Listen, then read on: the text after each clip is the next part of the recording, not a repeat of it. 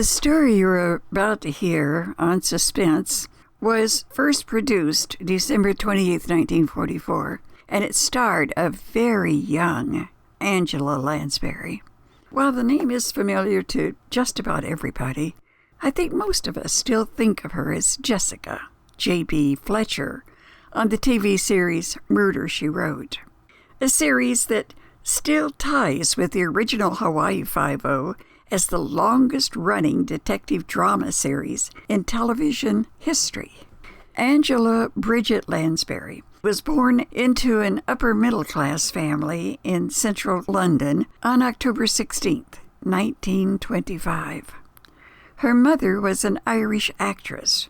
Her father, a wealthy timber merchant and an English politician, who died when she was just 9 years old. At 15, she, her mother, and her twin brothers, Edgar and Bruce, were among the last of a boatload of family members to be evacuated from London during World War II, and she was brought to the United States. Her mother, eager to find a place in American films, moved them to Hollywood, where Angela, who had studied drama since she was a child, landed her first film role as the maid in the Ingrid Bergman thriller Gaslight, for which Lansbury was nominated for an Academy Award. She was 17 years old. By the time she was 20, she'd appeared in 11 films at MGM, and she had married. Well, not too many months later, her husband confided to her that he was gay. They divorced, yet she remained his loyal friend for the rest of their life. 3 years after their divorce, Lansbury met and married Peter Shaw, the man who would become her producer. They were among Hollywood's most enduring and loving marriages until his death in 2003. It had lasted 54 years. Moving easily between stage work and films, at 40, she was cast as the mother of Lawrence Harvey in the movie The Manchurian Candidate. Ironically, she was only 3 years older than the actor. For that role, she was again nominated for an Academy Award. But she wasn't just a gifted actress. When she was asked to sing the Oscar-winning song Beauty and the Beast, she protested. She said it was a romantic ballad, something she wasn't used to singing, and she suggested somebody else. But the filmmakers insisted she try it just once, and she nailed the song in that one take, which is the one that's heard in the film. Lansbury went from one success to another, just success after success, with hardly a break between projects. It was in 1984, when she was 69 years old, that she was offered the role of Jessica Fletcher in a proposed TV series, Murder, She Wrote, though she wasn't the producer's first choice. That part had originally been offered to Jean Stapleton, better known as Edith in All in the Family, but she turned it down. The network canceled the acclaimed series eventually, feeling that it was no longer reaching a modern audience. Lansbury was absent on the last day of the production, explaining later that it was just too emotional. For the next few years, she and her husband Peter and their 2 children lived in their home in Ireland, a place that she loved, but more than that, it was a safe place to take her daughter, who had gotten involved with Charlie Manson and his followers. The move worked wonders for Angela, for the children, and Angela devoted herself to being a homemaker, a cook, a gardener, a wife, and a mother. It was Peter who finally encouraged his wife to return to the theater, knowing how much she loved and missed it, though she never once complained. In 2007, after an absence of 23 years, she did return to the Broadway stage. She was 82 years old. 2 years later, at age 84, she won her 5th Tony Award. And 3 years later, when she was asked if she had any plans to retire, she said, "Absolutely not. Well, I'm only 87, which today is nothing. It's just like 60 a few years back. I believe age should not stop you from keeping on. In 2014, at 89, she returned to the London stage after a 40-year absence. She had just turned 90 when she received her first Olivier Award for Best Supporting Actress, and that was the same year she received the Oscar Hammerstein Award for Lifetime Achievement in Musical Theater. Her next film role was in Disney's Mary Poppins Returns. The film earned approximately $350 million. Lansbury was 93.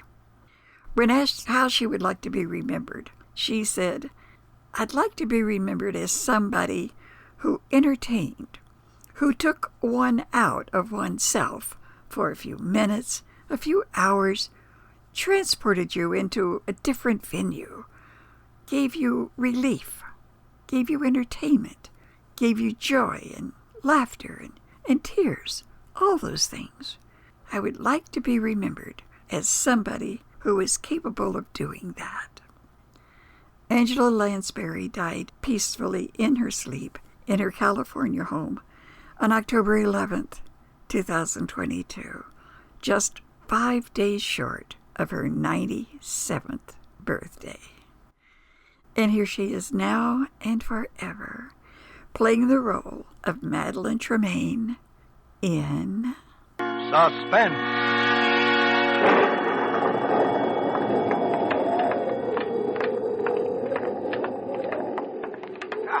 Now, if you will give me your arm. Yes, sir. Oh, thank you. I think we shall just miss the storm if we hurry. A rather somber place, isn't it? Well, it gives her seclusion, and that's all she's ever asked for since she came here. That and what little spiritual comfort I've been able to give her. How long ago was that, sir? That she came here, I mean. Oh, let me see. Oh, no, 9. 9 years ago in May.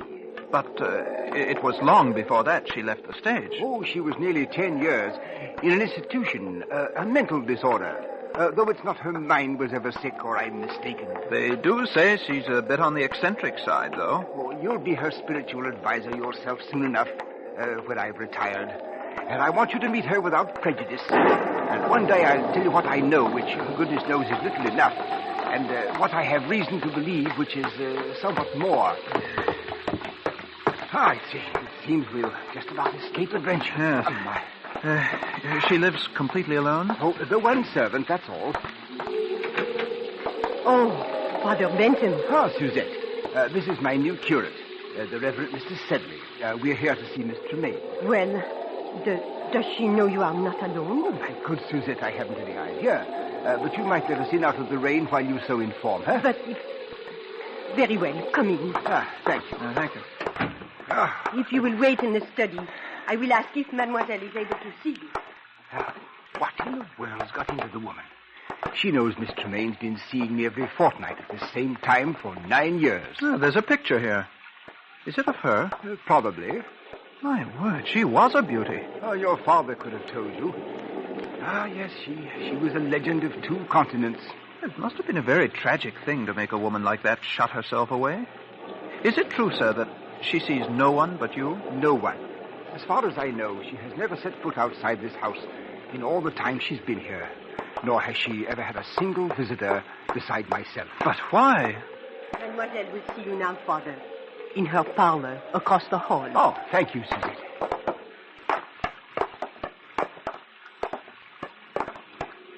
Father Benson. Hello. Come in. Thank you. I do hope you don't mind my receiving you in the dark, but I have a mortal dread of light during a storm. Oh, not at all, my dear. You'll find 2 quite comfortable chairs just there by the window, I think. Oh, thank you.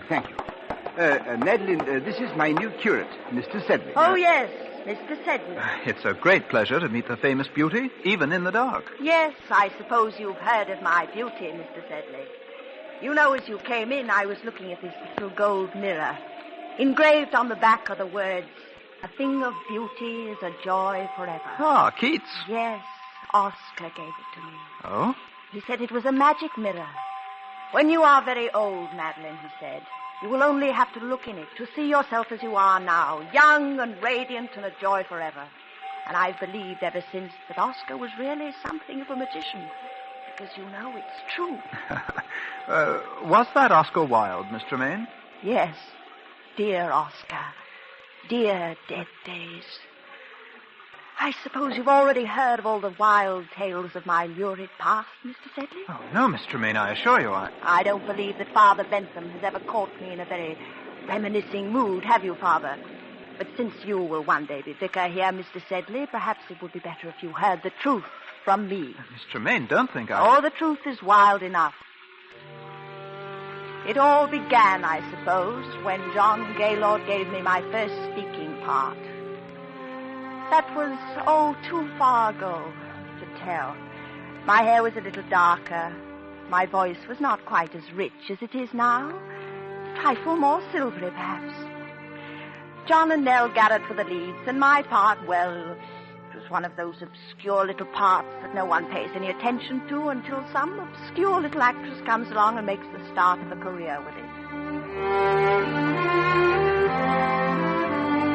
It was then that I first experienced what will always be to me in all the range of human feelings, the supreme exaltation when you hear the full frenzied applause of an audience for you alone.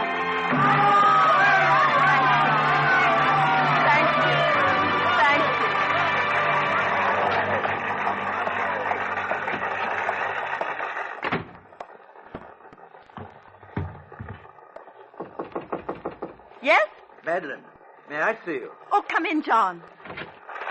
Madeline, you are marvelous, simply marvelous. Thank you, John. Such a little fool. A fool? I've told you to play the part down, but it's getting worse and worse. Tonight she's absolutely furious.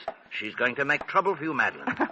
Trouble? What kind of trouble? Oh, you don't know Nellie Garrett? But I know my audience, don't I? Oh, Madeline, you're so young and foolish and so beautiful. Why, thank you, John. So terribly beautiful. Oh, John, you're leading up to it again, aren't you? Oh, Madeline, this play isn't going to last forever. Even you can't keep it alive much longer. My dear, why don't we make plans together now?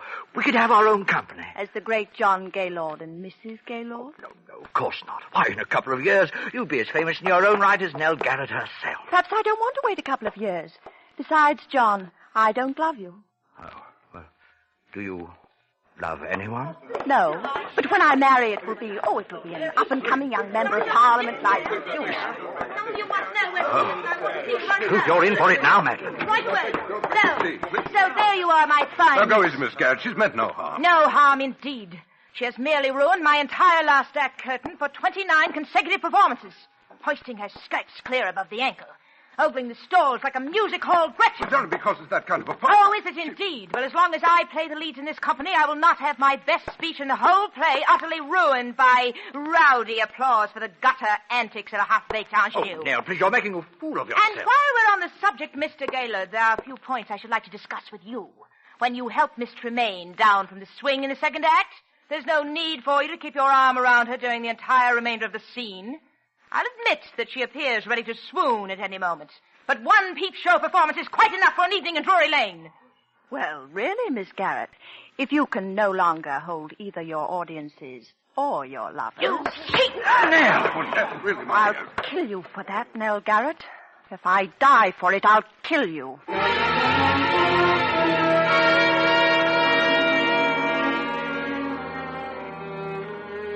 I left the theater and walked aimlessly out into the night, my eyes blinded with tears.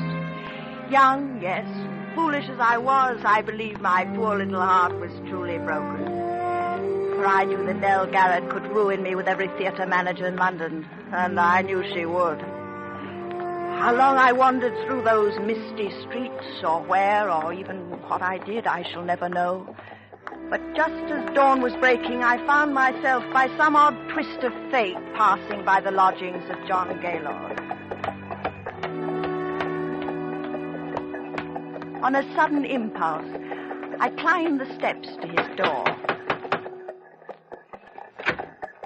Yes? Madeline. Hello, John. My darling, did anyone see you? See me? Come in. Where have you been?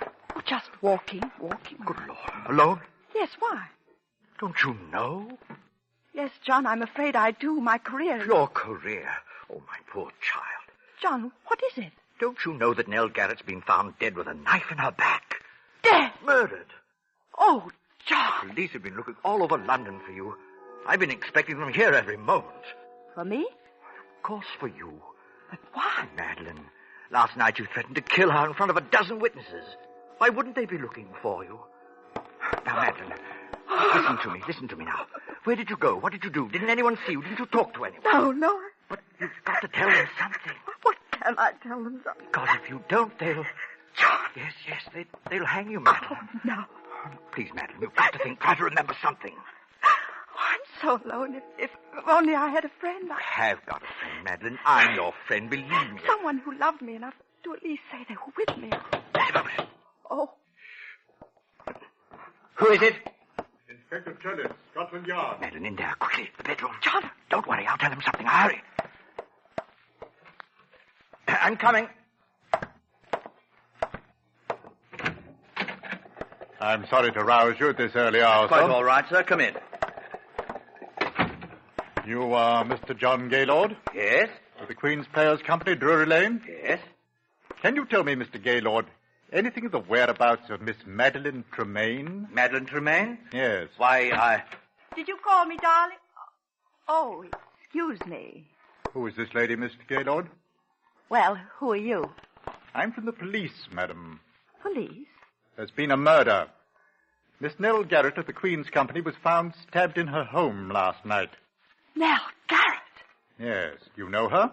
Why, of course this is... I'm afraid, madam, that I shall have to ask you for your name. I am Madelin Trine. I'm so sorry that you find me somewhat in disarray. Miss Tremaine, I'm afraid I shall also have to ask you to account for your whereabouts after you left the theater last night. Very well. Mr. Gaylord can account for my whereabouts. Well, Mr. Gaylord? Why, You see, Inspector, it's rather a delicate matter. Because since I left the theater last night, I've been here. Is that true, Mr. Gaylord? Yes, quite true, Inspector. I see. Is that satisfactory, Inspector? Yes. Well, I don't think I need trouble you any further, for the moment. I quite understand your position, Inspector. It's a terrible, terrible thing. Yes. Well, good day to you. Good day, sir. Oh, Madeline. Yes, John? Madeline, you shouldn't have done it. Why, they'll have the scandal all over every newspaper in the city. Well, a scandal is better than a hanging, isn't it? Oh, but there must have been some other way. Now they'll tear you to shreds. They won't have you in anything better than a music hall for the rest of your life. John, there won't be any scandal if... If what? John, it wasn't just my tiff with Nell Garrett that sent me wandering through the fog last night. I was thinking about something much more serious. What do you mean? I was thinking about what you said. What I had said? John, perhaps I don't really love you yet, but there's no one else. And you're the finest, kindest man I've ever known. Madeline. And now perhaps you've saved my life. Oh, Madeline, I love you more than anything else in this world. But I wouldn't have you marry me for gratitude. I wouldn't marry any man for gratitude. Madeline, if I were to tell you that I wasn't here last night either, that I couldn't explain my whereabouts... Oh, I see. Would you still marry me? Yes, John, I will marry you.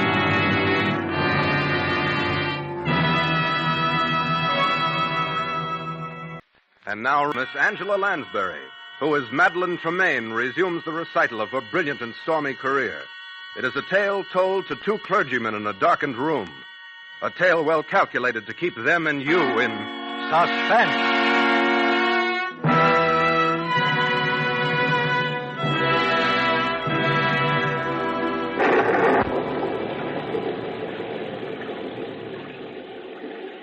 Shall I continue, gentlemen? Oh, yes. Please do, Miss Tremaine. It's most absorbing.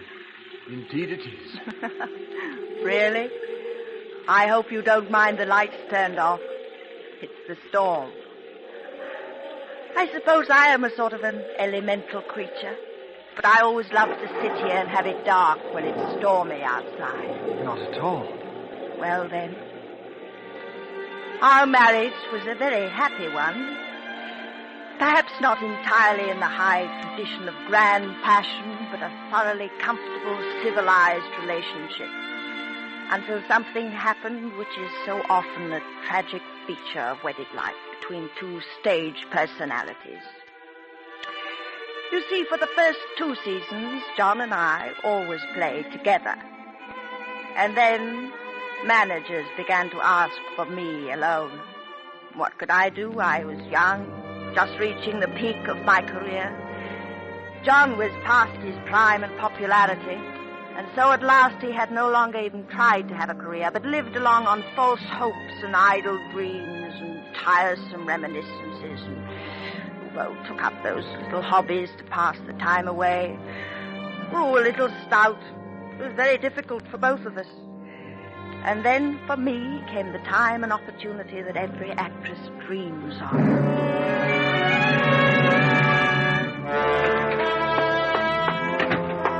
Ah, Mademoiselle. Hello, Susette. I've got the most wonderful news. The most wonderful, wonderful news. That you, Madeline? I'll tell you all about it later. Oui, mademoiselle. Yes, John? Come in here a moment. I want to show you something. Where are you? I'm in here in the den. Oh, good heavens. Now what? I thought I'd keep it a secret until I had my first exhibit, but I couldn't wait. I've taken up etching. Etching? Yes. Look, here. What's that? You? What? Well, it's only the copper plate, of course. You see, the whole principle of etching is... Oh, Madeline, look out. What's the matter? You almost knocked over that vat of nitric acid. One drop of that on your beautiful white skin would burn a hole right through you. Well, if you must have that sort of thing around, darling. Well, of course, that's the whole thing. You see, the sketch simply scrapes the wax off the copper plate. Then you drop it in the acid. Well, and... that's very interesting, darling, but... Oh, yes. Well, tell me, what happened in town? Anything? Anything. Everything. Plans, eh? Anyone ask for me? Oh, yes, everyone asked for you, John. I told them you were well. No, I mean, well, I thought there might be a couple of decent plays for a change. I might consider something. Yes. John, darling, how are you on Romeo? Romeo? Yes. You see, Maxwell has finally asked me to do a Shakespeare repertory. And high time, by the way. I'm starting in Romeo and Juliet, and I needed... Madeline, why didn't you tell me Romeo? We'll be a sensation. It's just the very thing I need. I know. To... Now, John... I can do it all right. I'd take off a little weight, brush up in the lines. I've done it before, you know. I know. John, darling. Madeline. Oh, you're the dearest wife and the best friend a man ever had. You know, lately I've actually wondered sometimes if you might not think I wasn't... Oh, my darling. I know, John, but don't count too heavily on this. I'm not quite sure yet that things will work out. Work out? How else can they work out but perfectly? Very well. I'd like to begin reading here at home first, tomorrow evening.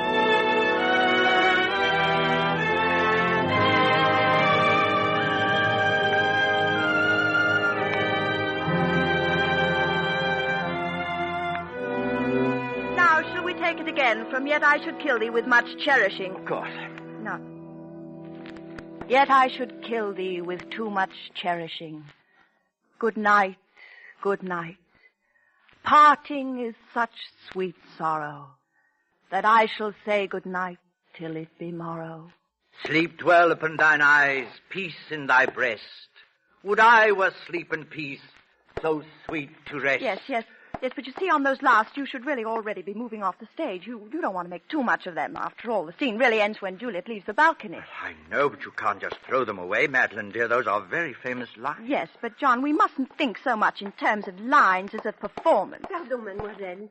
Yes, Suzette. Monsieur Alexandre Duncan is here. Oh, yes, show him in. Oui, mademoiselle. Alan Duncan, what's that young ham coming around for? Well, John, I've been meaning to tell you. Hello, Madeline. Hello, Alex.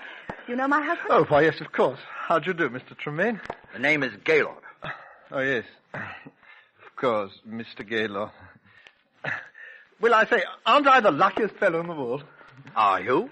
John? To be playing Romeo opposite Madelin Trine. Oh, Madeline, when I got your cable, I could hardly believe it. I jumped on the boat without even packing a bag. Is something wrong?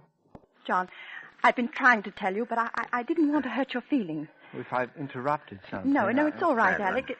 John, please don't make a scene. I had to have someone to rehearse with me until Alec got here, and I knew you wouldn't be the slightest help to me if you... Oh, Madam. John, why must you make an issue of it? I've always known you were a thoughtless, selfish woman. But I never would have believed that you could do anything quite so vile. How dare you speak to me that way? You didn't really think that a man with a 40-inch waistline and a double chin could ever play Romeo, did you? Madeline, I say... Get out of here. Get out. Get out. Get out! I say... Oh, I have to go and apologize, I suppose.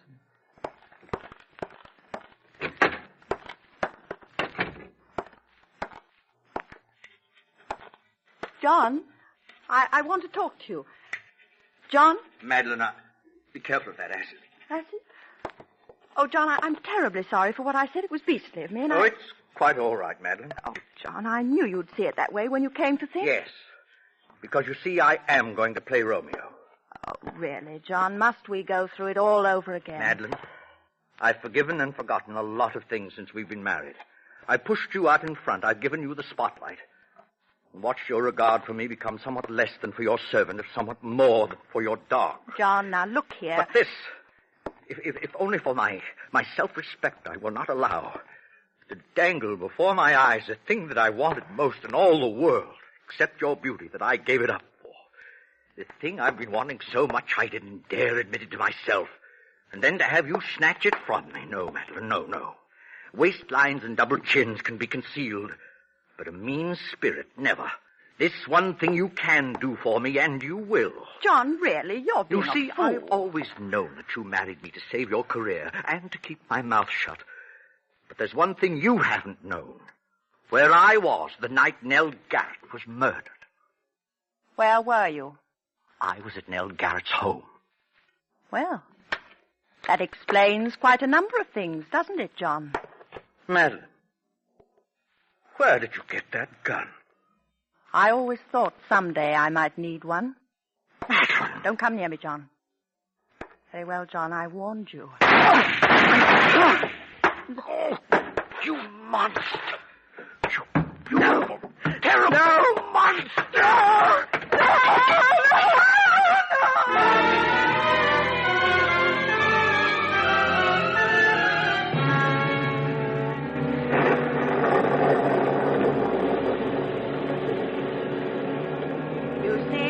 Sank to the floor.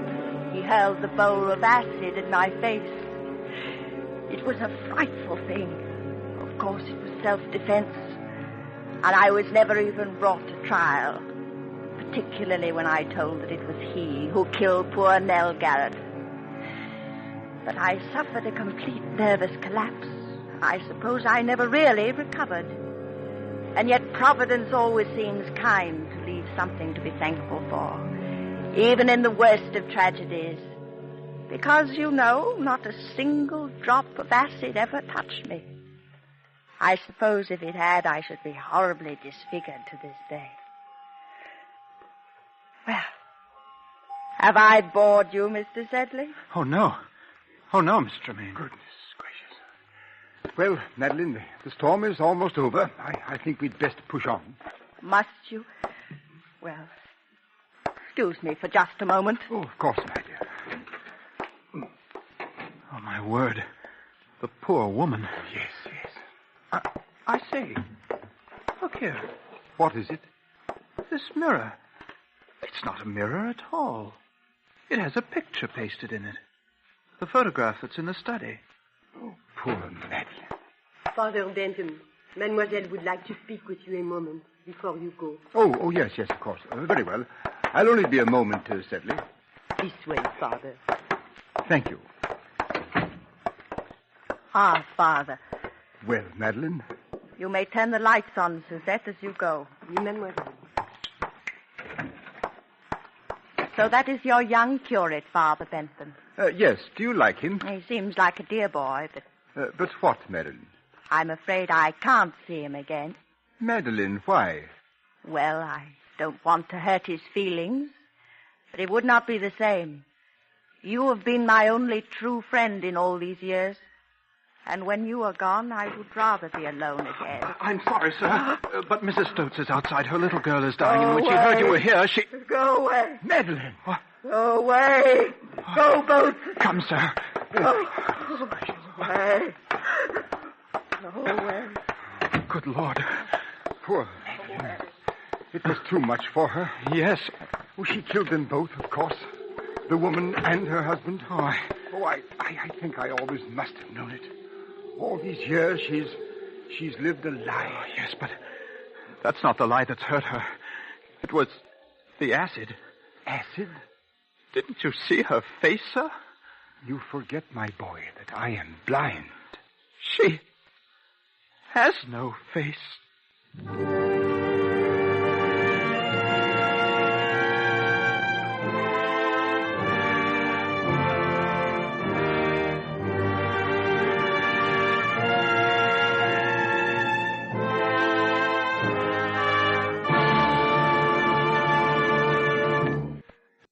And now, Angela Lansbury.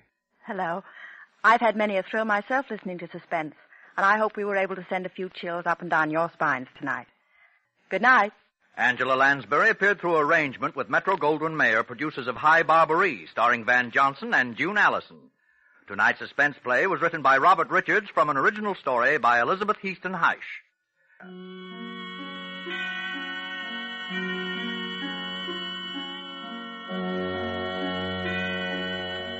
In the coming weeks, Suspense will present such stars as June Havoc, Vincent Price, Marcia Hunt, and others. Make it a point to listen each Thursday to Suspense, radio's outstanding theater of thrills. This is CBS, the Columbia Broadcasting System.